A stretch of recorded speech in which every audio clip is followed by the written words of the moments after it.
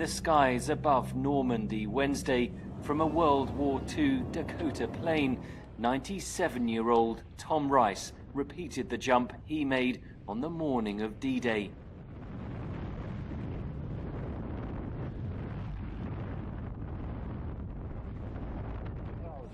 Do you think good?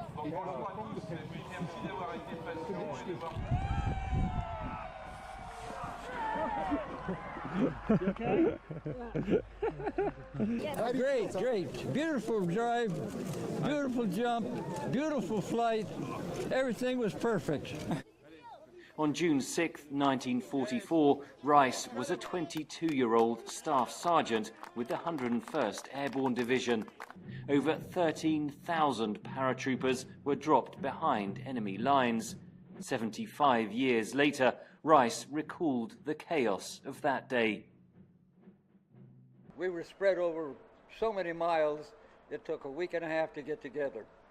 More than 1,300 current U.S. servicemen and women are in Normandy to commemorate D-Day, alongside close to 1,000 military personnel from Europe and Canada. Bringing together tonight the might of our allies and partners are what make us strong, and I think that's what carried the day for us in the victory 75 years ago, and I would add, it still preserved the peace. That presence and that alliance still preserves the peace to this day. The U.S. 4th Infantry Division landed 21,000 troops at Utah Beach on D-Day. William Miller was among them.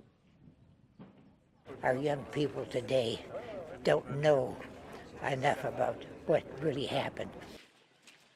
Current members of the 4th Infantry Division marched from Utah Beach to Sainte-Marie-du-Mont, the first village liberated by U.S. troops.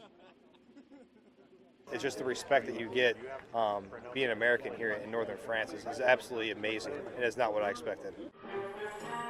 The Stars and Stripes flag is everywhere. Sainte-Marie-du-Mont, like villages across Normandy, has been turned into a replica of wartime France. Enthusiasts have converged to show off their vintage dress and vehicles of every description. A former hospice in the village is a temporary home for several World War II veterans who seem sometimes overwhelmed by the attention they receive from residents and tourists.